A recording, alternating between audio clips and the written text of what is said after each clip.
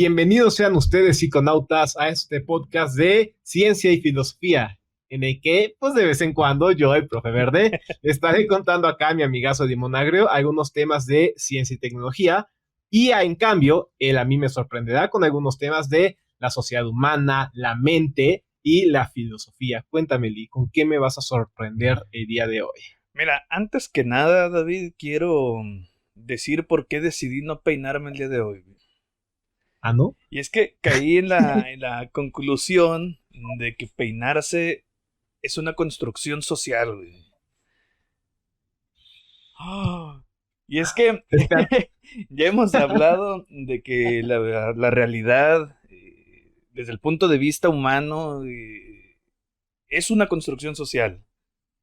Ya hemos hablado de ciertos hechos históricos que van construyendo nuestra realidad. Pero, ¿qué pasa cuando la realidad, David, para todos es literalmente la misma? O sea, por ejemplo, pues tú y yo podemos ver ciertas cosas y decir, bueno, esta taza es una taza, ¿no? Y en ese aspecto, pues la realidad es la realidad.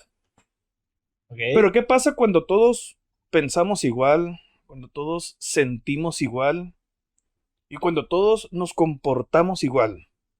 Algo así como una especie de mente colmena, güey.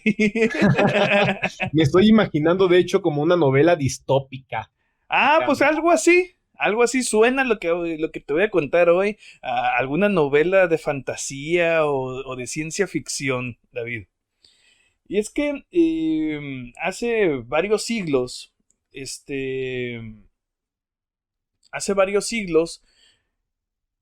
por ahí de los años 1600 más o menos, en un pueblito de Francia que se llama Loudun, se escribe Loudun.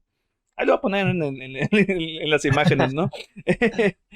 Llegó de repente un sacerdote, David, que cambió la historia de ese pueblito para siempre. De hecho, cuando leo o vuelvo a leer referencias a esta historia, me acuerdo, no sé por qué, pero me recuerda mucho al primer episodio de Full Metal Alchemist, en el que hay un sacerdote con una piedra filosofal falsa y que cambia Ajá. todo ahí en ese pueblito. No, no tiene nada que ver, pero No. me recuerda. Comercial, vean Full Metal Alchemist, qué buen anime. El brother. Excelente, excelente anime. Y bueno, este sacerdote llega ahí, se llamaba Grandier, no sé cómo se pronuncia en francés, Grandier. Gran viaje, Grandier. gran viaje. Grandier. Gran día, ok. Era un sacerdote joven, tenía 20 y pico años cuando llega a este pueblito y pues llega como el párroco principal de la iglesia de Ludón. Nada más que era un sacerdote, digamos, bastante rebelde o moderno para su época, ya que no predicaba el celibato. El celibato es, David, ese juramento que hacen los sacerdotes de castidad, o sea, de no tener relaciones sexuales jamás. No, La pues nada, idea de esto en la iglesia es mantener lo espiritual sobre lo carnal. Entonces, para eso hacen el celibato. Y este sacerdote decía, a mí me la paso por ahí abajo el celibato. Yo no creo en el celibato. pues nada, tonto el Entonces, sacerdote, ¿no? ajá, pues sí. Pues ya desde ahí, pues la iglesia como que no lo quería mucho, ¿no? Porque pues le estaba dando la contra a todas las creencias del catolicismo. Y sumado a esto, pues el vato era, según las descripciones históricas, pues sumamente guapo. Entonces, guapo y no célibe, llega a un pueblito de 20 y tantos años y pues todas las mujeres empiezan a voltearlo a ver. De hecho, se remarca que especialmente desde que llegó empezaron a ir muchas mujeres a misa, güey. Esto obviamente no le agrada a los hombres del pueblo. Pero hubo uno específicamente que juró vengarse de él. Y era Ala. el fiscal del rey en Ludón. ¿El fiscal quién era? Pues como que el encargado del pueblo, güey. Y es que este sacerdote no solamente se acostó con la hija del fiscal, sino que la embarazó. Entonces, como el sacerdote tampoco podía tener este escándalo de embarazar a alguien, pues dejó a la mujer. Y el fiscal arregló un matrimonio para su hija. De esos matrimonios arreglados, pues, por conveniencia. Pero juró que se iba a vengar del sacerdote. Oye, espera un momento. Perdón, ¿y quién los casó?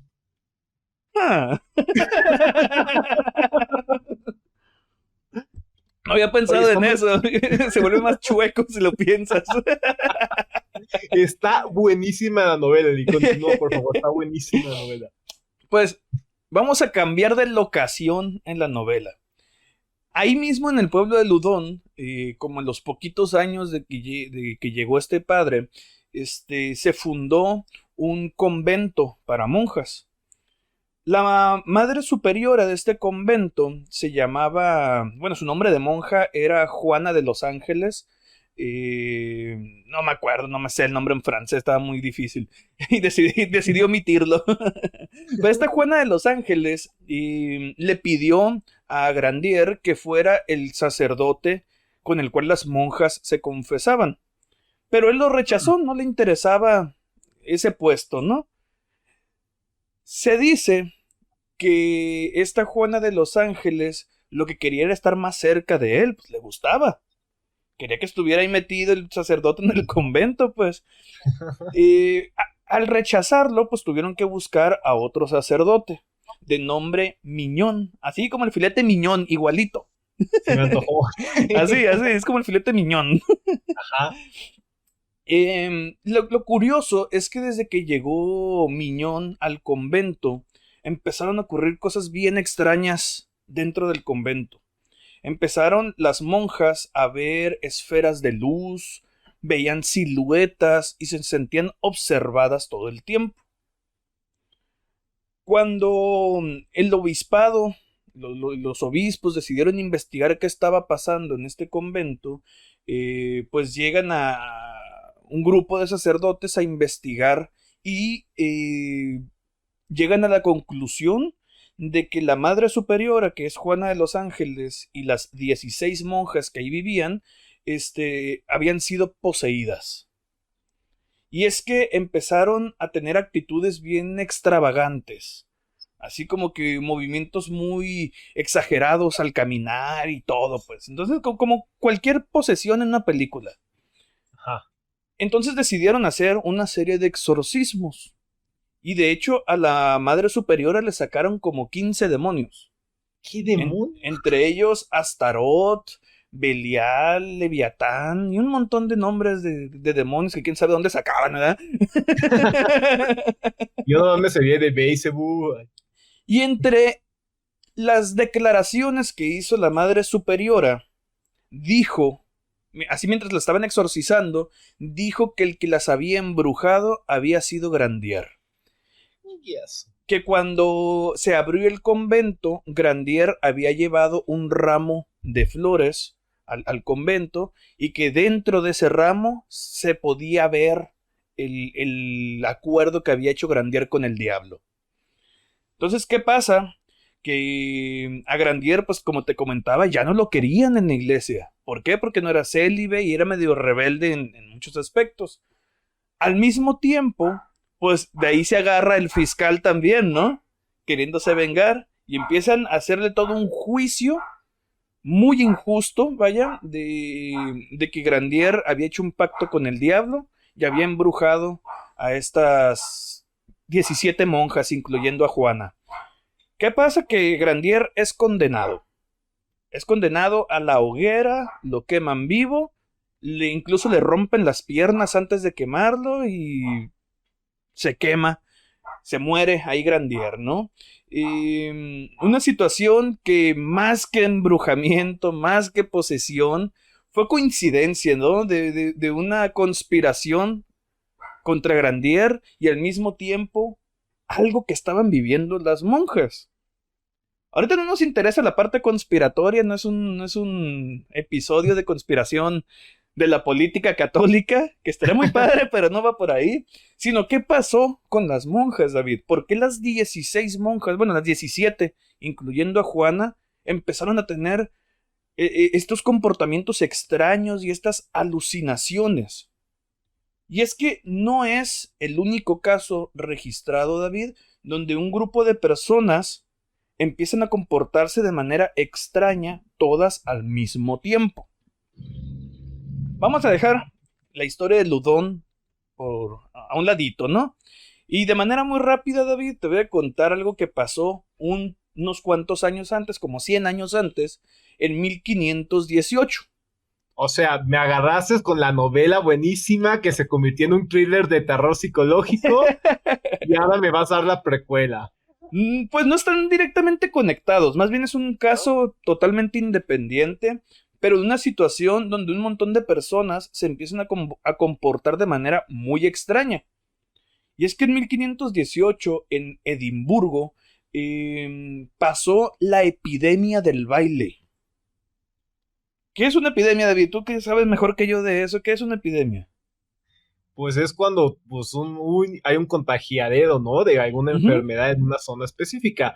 Pero aquí eso que me está diciendo epidemia de baile me suena mucho a los años 80, ¿no? No tanto a 1500. ¿Qué dijiste? ¿1500 qué? Como en los años 70, ¿no? Cuando salió John Travolta bailando Staying Alive. Sí, ciertamente. No, aquí fue en los años 1500, David. Y es que de repente, en la plaza de Edimburgo, una mujer empieza a bailar, pero con movimientos muy estrafalarios, muy extravagantes. La cuestión está en que la mujer no podía parar. Empieza a bailar y pasa un día y pasan 3 días, David, y la mujer sigue sin poder dejar de bailar. La cosa está en que el tercer día otras personas empezaron a bailar. A la semana ya eran 34 personas bailando sin poder parar. Comían, defecaban, se orinaban mientras bailaban. Al mes eran 400 personas. Pronto, al poco tiempo del mes, David, empiezan a morir. Algunas se murieron de paro cardíaco, a otras les dio un derrame cerebral, a otros incluso simplemente desfallecieron. Cayeron desmayados o cayeron ya muertos. Los documentos dice por agotamiento. No sé si existe la muerte por agotamiento. Imagínate estar tan cansado que mejor te mueres, güey. No, pues sí. Sí, imagínate el baile de rodeo por 400. No, perdón, ¿por cuánto? Ándale, un payaso de rodeo infinito, güey. Un mes entero bailando el payaso. Si dura rodeo, 5 minutos en las fiestas, güey, y ya se siente que duró un chingo. Imagínate cuando dura meses el payaso de rodeo. De repente se acabó. Y las personas regresaron a su vida normal. Hay muchas teorías al respecto. De hecho, una de las más aceptadas, pero de las menos interesantes, si me lo preguntas, es que en el trigo que comían ahí en Edimburgo hubo una especie de hongo, no sé qué tipo de hongo, que los hizo comportarse extraños. De alguna manera, no sé, no entiendo, la verdad no lo investigué muy bien. Pero según lo que alcancé a leer, se comprobó que este hongo también estaba presente, por ejemplo, en Salem durante la cacería de brujas. Cuando hacían que de repente, en todo un pueblo, empezaban a señalar que X mujer era una bruja. Y nadie lo sacaba de esa idea. Un comportamiento relativamente fuera de lo normal. Muy parecido, el de las brujas de Salem, a El Gran Miedo de 1789. No sé si te acuerdas, David, pero en 1789, regresando a Francia, hay una cuestión histórica que cambió la historia para siempre. La Revolución Francesa. Empieza en 1789 y en los primeros meses antes de que se organizaran para hacer una revolución, empezó a haber ciertas revueltas en pueblitos, así uno en medio de la nada, pueblitos. Y es que fue un año, David, fueron una serie de años muy difíciles en Francia, de mucha hambruna, no había buenas cosechas, se estaban muriendo de hambre. Por supuesto, los aristócratas seguían comiendo como nobles, como reyes, ¿no? Claro. Pero como los campesinos no tenían nada, tenían muy poquito, empezaron a tener miedo de que llegaran otras personas a querérselo robar, los bandidos. Este miedo empezó a esparcirse y todos empezaron a tener miedo de que llegaran los bandidos, al mismo tiempo en diferentes pueblos que ni siquiera se comunicaban entre sí, ¿eh? O sea, fue una coincidencia bien extraña que empieza a pasar, así de que en varios pueblos empiezan a tenerle mucho miedo a los bandidos. ¿Qué es lo que pasa? Que los bandidos nunca llegaron. Y a alguien, de alguna forma, se le ocurre: es que la idea de los bandidos la inventaron los aristócratas para que nos diera miedo y tenernos controlados. A ver, espera, te voy a hacer una pausita ahí. Ajá, sí. Es que estoy pensando en un chorro de cosas y tratando de conectar todas las ideas que me estás mandando. Porque cuando empiezas a hablar de baile, empiezo a pensar en los zapatos rojos. No sé si has escuchado ese cuento, ¿no? Sí, pero no lo recuerdo. Sí, son unos zapatos rojos que creo que la gente no puede bailar hasta que se los quitan, ¿no? Entonces, de hecho, ahora me estoy preguntando si el cuento no vino inspirado de esa... Es probable.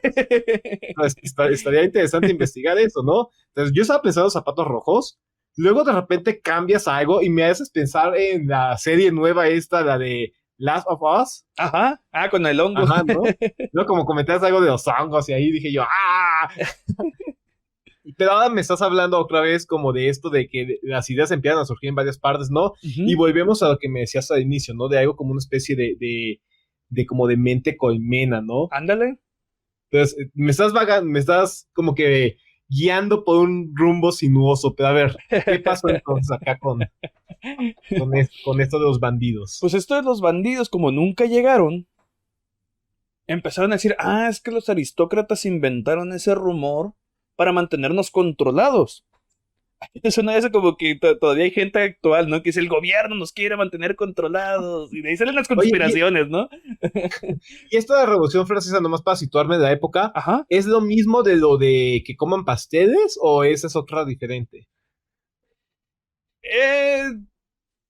Que coman pasteles no me suena. ¿De qué es eso?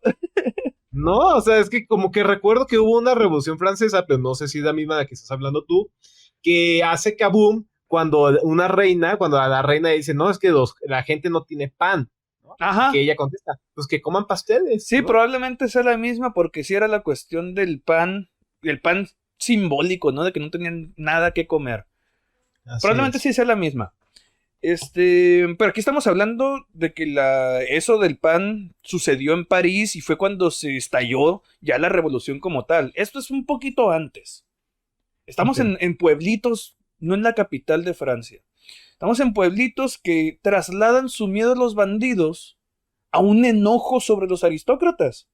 Porque no pensaban en cambiar el feudalismo a una democracia. No, a ellos no les importaba.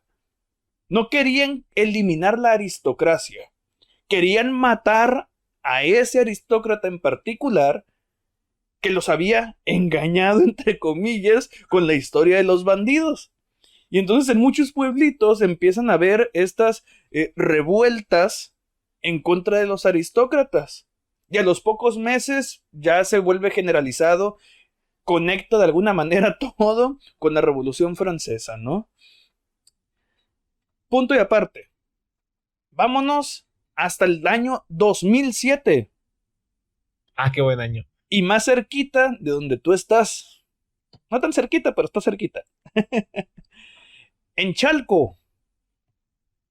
En Chalco, en el 2007, 600 niñas que asistían a un internado que se llama, o se llamaba, no sé si todavía exista, la Villa de las Niñas, empezaron a tener dolor de piernas, no podían mover los pies, empezaron a quedar parcialmente paralizadas y con un dolor insoportable. Empezó una, luego otra, hasta llegar a 600 niñas. Bueno, niñas adolescentes en realidad habrán tenido unos 14, 15, 16 años. Y es que dentro de este internado había una disciplina sumamente estricta. No podían hacer nada, no las dejaban salir, no podían recibir llamadas, únicamente cartas, y eran leídas por las personas, por las monjas de este internado. Era un internado religioso, pero además las obligaban a trabajar, David. Trabajo forzado, era trabajo de maquila. O sea, hacían camisetas, hacían toallas, calcetines y cosas parecidas, ¿no? Además, las alimentaban mal y se dice que el agua que bebían estaba contaminada. Sin embargo, hubo una investigación por parte de la Secretaría de Salud y descartó que ni el maltrato, que ni la incomunicación, que ni el trabajo forzado, que a pesar de que todo esto era obviamente, ¿cómo se le dice? Maltrato para estas menores, ni la mala alimentación ni el agua sucia provocaban estos síntomas. Quedaban paralizadas. Literalmente hay fotografías con los padres de las hijas, pues, cargándolas, sacándolas del internado. O sea, sí las maltrataban, sí tomaban agua sucia, Ajá, pero no era pero la no causa. fue lo que provocó eso. Okay. ¿Y cuál fue la conclusión, David, de los médicos encargados de esta investigación? Que se trataba de un caso de histeria colectiva. Supongo que has escuchado el término o algo parecido. Ajá. La histeria colectiva se considera un fenómeno social, David, que afecta a muchas personas al mismo tiempo. Y es que todos los casos que te he comentado son considerados casos de histeria colectiva. Por ejemplo, este gran miedo que tuvieron los campesinos franceses de los bandidos, que luego se convirtió en enojo hacia los aristócratas. Por ejemplo, las monjas de Loudun. Y por ejemplo, la epidemia del baile. Un montón de personas que de repente no pueden controlar su comportamiento o su conducta. No es que se sientan, David, estas personas como que las están controlando o manipulando. Simplemente, literalmente se dejan llevar. En algunos casos, como el caso del miedo. En otros casos, como el de la epidemia del baile o del comportamiento de haber sido poseídas, pues ahí sí, ¿no? Es una conducta, esos movimientos que se vuelven incontrolables para la persona. Pero ¿por qué pasa esto de la histeria colectiva?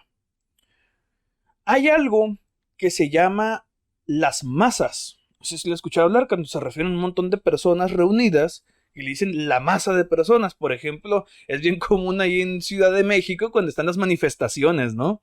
La masa de gente. La cuestión de las masas, David, es que cambian nuestra psicología. Hay una frase de el primer investigador que investigó la psicología de las masas, se llamaba Gustave Le Bon, es de los años 1800, que decían que lo heterogéneo se hunde en lo homogéneo. Es decir, que cuando se trata de una masa, las diferencias individuales se convierten en una masa totalmente igual, homogénea. O dicho de otra forma, dicho por Freud, el yo deja de existir para crear un nosotros. ¿Qué significa Claro, eso, David? eso ¿Qué me crees? recuerda un poquito a lo de episodio, ¿no? Que hablabas de yo contra ellos, nosotros contra ellos, algo así, ¿no? Algo así, por ahí va. Ajá.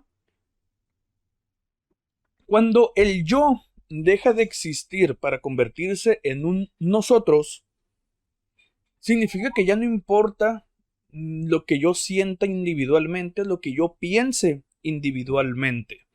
No sé si te ha pasado, lo has visto en tus grupos con los que das clases, David, que de repente sucede algo, no sé, alguna injusticia por algún maestro y todos parejitos se empiezan a quejar de ese maestro.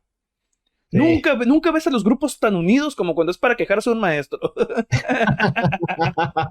Confirmo. ¿Y qué es lo que pasa en esos casos? Que si no los vas calmando, se van alebrestando cada vez más. Se van enojando cada vez más. Lo mismo sucede en todas las masas. Dejan de importar los sentimientos y pensamientos individuales para convertirse en pensamientos y sentimientos colectivos. Vamos a hacer un ejemplo con una marcha cualquiera, ¿cómo se llama? Una manifestación cualquiera. En la mayoría de las manifestaciones, David, son manifestaciones relativamente pacíficas. Hay ciertos grupitos que son los que están haciendo desmadre, ¿no? Y que de hecho se dice que son además grupos de choque, o sea, mandados por el propio gobierno para justificar la represión en contra de las marchas. Pero bueno, eso sería punto y aparte. ¿Por qué el resto de las personas no se contagian de esa agresión que tienen estos grupos? Porque estos grupos no forman parte de la masa. De hecho, cada vez más es evidente, por ejemplo, en esta última marcha que hubo por el 8 de marzo, estas personas que hacían los desmadres les tomaron las fotografías evidenciando que se trataba de hombres, no de mujeres. Digo, si había grupos de mujeres, por ejemplo, las que están hasta el frente, que tratan de empujar las vallas y todo eso, ¿no? Pero los que estaban haciendo más desmadres, según las fotografías, eran hombres. Entonces, en una marcha feminista, un grupo de hombres no va a contagiar a las mujeres. No sé si me estoy dando a entender. Al contrario, en una marcha, David, no sé si has acudido a una marcha de lo que sea, como que la sensación de estar ahí te mete en otro tipo de ambiente. Como que sientes que comprendes a todas las personas que están ahí, de alguna manera. Obviamente no conoces sus historias, no conoces sus vidas, pero se comprenden. Algo Claro, parecido, ajá. sí, claro, es como similar como cuando vas a un concierto o, Exacto, eso o iba a como decir. o cuando vas a una premiere de una película que te encanta. Yo recuerdo la de Harry Potter que todavía algo, ¿no? Y todo el mundo aplaudía al mismo Ajá. tiempo. Se siente, ¿no? Exactamente, como a todos nos emociona la misma parte en la película, ¿no? Exacto. Y si tú estuvieras viendo solo en tu casa, no reaccionarías de la misma manera Ajá. en que estás reaccionando en la sala de cine, ¿no? Es lo que pasa, por ejemplo, como hacías en un concierto. Yo no sé si tú has ido, pero yo he ido a varios conciertos de heavy metal. Cuando vas a conciertos de metal, entre el público siempre hay un desmadre. Empiezan los golpes, empiezan los empujones, el slam en general, ¿no? Pero a pesar de que te lleguen a golpear, no te enojas porque sabes que no era contra ti. Estás formando parte de esa dinámica en esa masa. Y que todos tienen el mismo gusto, están yendo a escuchar a la misma banda, todos tienen la misma emoción de escuchar a X banda, ¿no? Entonces es exactamente lo mismo. Ahora, otra cosa que pasa es que al perder nuestra individualidad, caemos en un anonimato. En medio de la masa somos anónimos.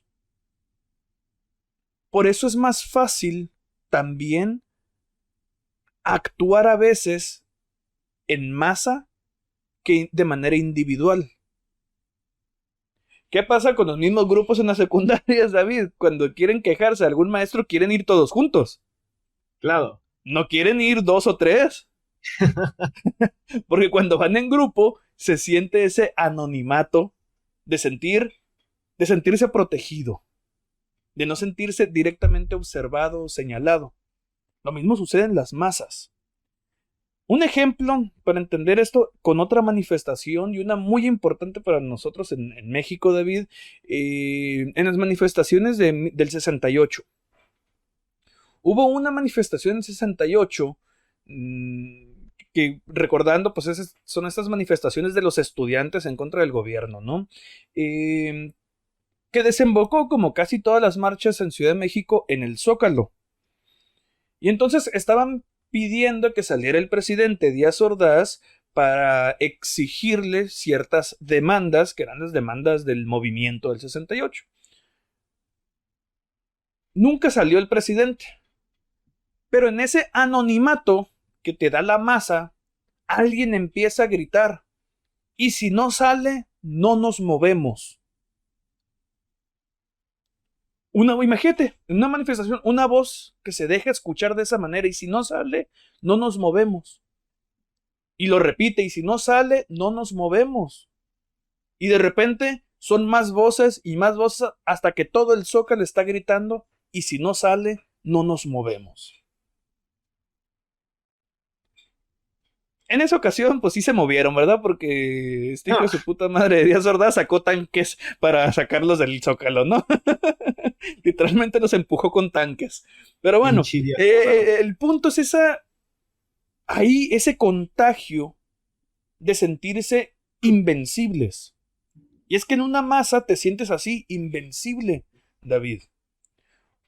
Otro ejemplo, ya para terminar con los ejemplos, ¿qué pasó el año pasado en un estadio en Querétaro?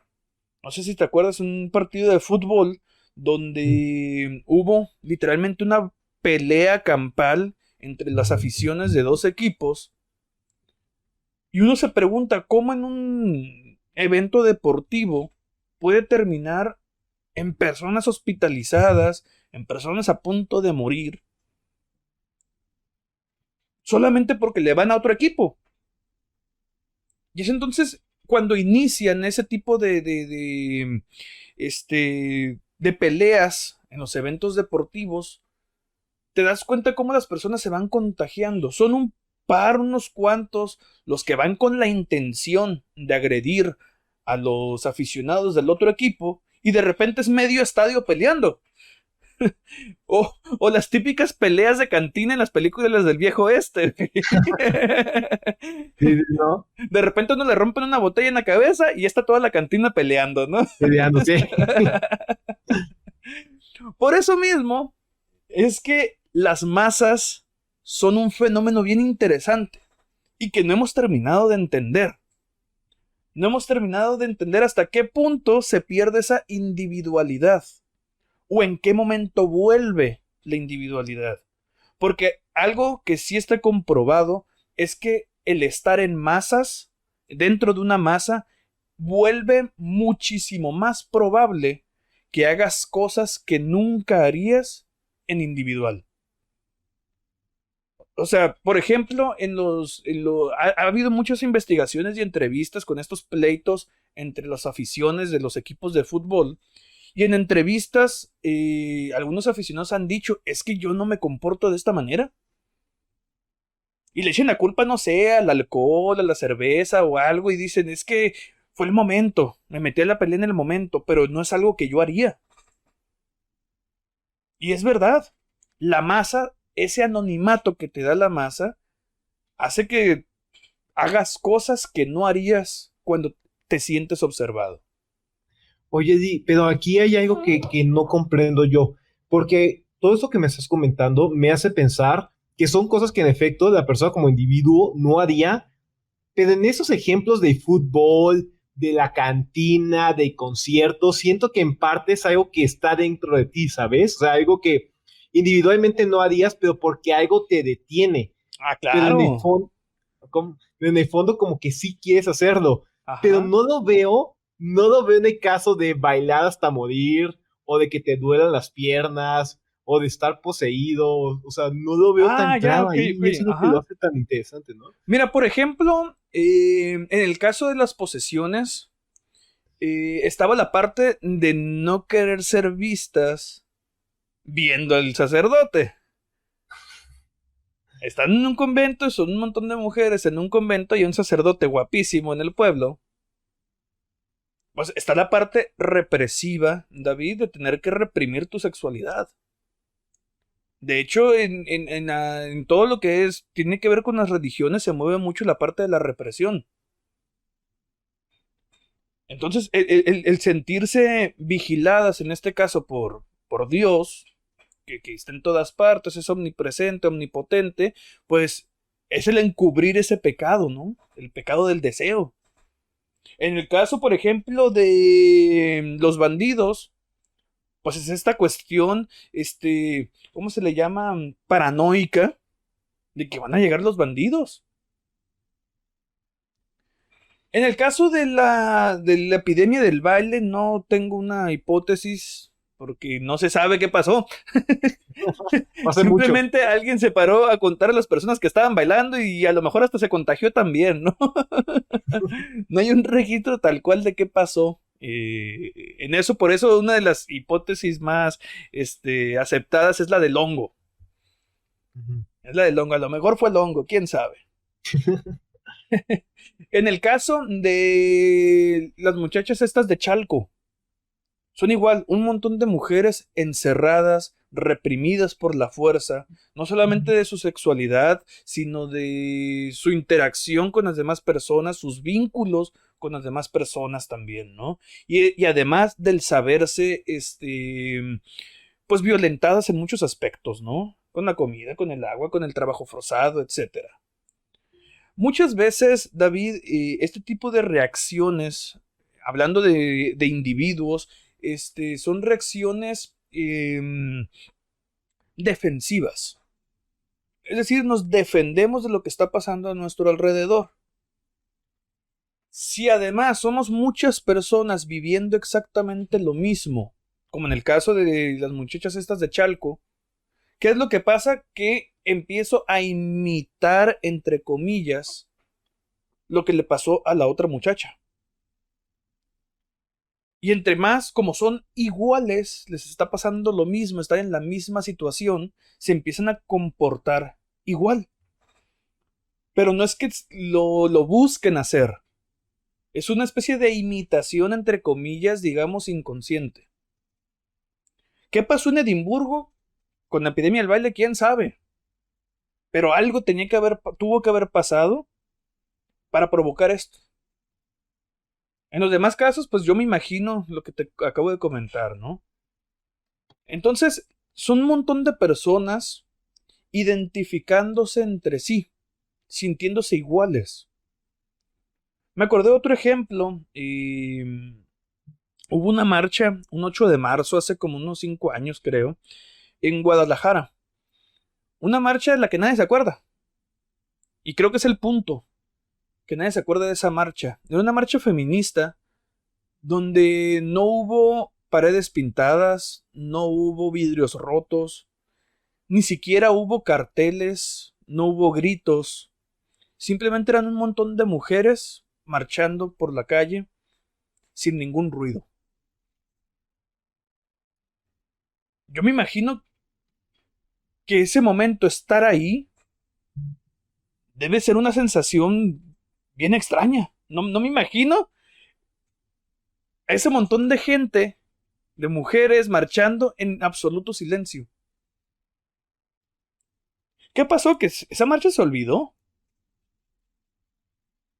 Pero la cuestión de las marchas feministas específicamente se envuelven, David, en un ambiente de sororidad, que la sororidad es muy parecido a la solidaridad, pero específicamente entre las mujeres, eh, que se siente dentro de la marcha, dentro de esa masa que las vuelve a todas una. Por eso, de ahí sale, por ejemplo, el emblema del ni una menos, porque todos son esa una. Claro. Es lo que pasa, por ejemplo, David, el 12 de diciembre en las peregrinaciones a la Basílica. Todos se vuelven uno. Que ha muerto gente en las peregrinaciones musulmanas hacia la Meca. Porque nada, de acuerdo a sus creencias, no se pueden detener en esa peregrinación. Y si alguien se cae, muere pisoteado. No se pueden detener. Por eso es tan interesante esta parte de entender las masas, David, y creo que sirve también para estar al pendiente de nuestro propio comportamiento, ¿no? De no dejarnos, intentar no dejarnos llevar siempre por el comportamiento de una masa. Y estar al pendientes qué estoy haciendo, qué estoy pensando y sobre todo qué estoy sintiendo. ¿Es mío o me lo contagiaron? Sí, perdón, estuve pensando muchísimo en este episodio, el segundo episodio de Psiconautas Podcast acerca del experimento de, ¿cómo se llamaba? ¿Acerca de De, qué? de- de Ash, el experimento de Ash, ¿no? Ah, sí, sí, sí, el experimento de Ash, en el cual nos dejamos Sí, es influenciar por sobre el todo grupo, eso. ¿no? Y yo creo que este mensaje que estás dando al final de día es muy importante en el sentido de que pues no te dejes, o sea, siento yo que dejarse llevar por una masa se siente bien chido, ¿no? Ajá. Digo, Y a veces, cuando se trata de algo positivo y de algo chido, ¿no? Como un exactamente, ¿no? concierto, por ejemplo. Yo siento que incluso se siente chido, sea algo positivo o sea algo negativo. Yo creo que, bueno, al menos es la sensación que a mí me da, que, que es que se siente padre y que por eso muchas veces seguimos a las masas, pero ese mensaje de, bueno, tú también tienes criterio individual de decir, lo estoy siguiendo y está chido, o lo estoy siguiendo y pues estamos Ándale. dañando a alguien más, ¿no? Es como la estampida que hubo en carnaval, ¿te acuerdas? En el carnaval de aquí de Mazatlán. En el 2010, Sí, buenísimo. una época en un contexto muy violento por la guerra contra el narco aquí en Sinaloa, y de repente algo truena, nunca nadie supo qué. Algunos dijeron que era un balazo, otros dijeron que fue una moto, otros dijeron que explotó un transformador de esos de Una los postes roca. de luz. Nunca se supo qué pasó, pero provocó una estampida increíble de personas por todo el malecón de Mazatlán. Se perdieron celulares, había zapatos y tenis tirados. Güey, había papás que por la estampida por irse a correr dejaron a sus hijos. Sí, una Ahí amiga se veías luego a las personas regresando por sus hijos cuando decían, ¡ah, qué pedo mi hijo! Así una amiga se tuvo que aventar por el borde del malecón a la playa para esconderse. O sea, ese tipo de situaciones, David, en el que tú dices, bueno, todas las personas en Mazatlán, yo creo que todas, la mayoría, de alguna manera, sentíamos al menos un poquito de estrés por lo que estaba sucediendo. Ujú. Digo, desafortunadamente ahorita ya nos acostumbramos a esa violencia, pero en ese momento no. Empezaron a aparecer cadáveres y colgados y cosas así y nos Muy estresaba. feo. ¿Y qué es lo que pasa? Que todos estaban a la expectativa de que algo pudiera pasar en el carnaval. Y todos decidieron que algo había pasado. ¿Qué pasó? ¿Quién sabe? Pero en ese momento toda la masa de mazatlecos en el malecón se echó a correr. Confirmo. Bueno, Eddie, pues muchísimas gracias por este episodiazo. Chicos, no se dejen controlar por las masas, ya saben, a menos que así lo deseen. Que hagan un concierto de heavy metal. Eh, Y pues no olviden dejarnos sus comentarios de en qué situaciones han estado siendo controlados por las masas o las han usado como excusas para un comportamiento. No olviden dejarnos sus like. Y Eli, muchas gracias desde acá hasta las masas y todo lo que haya por allá.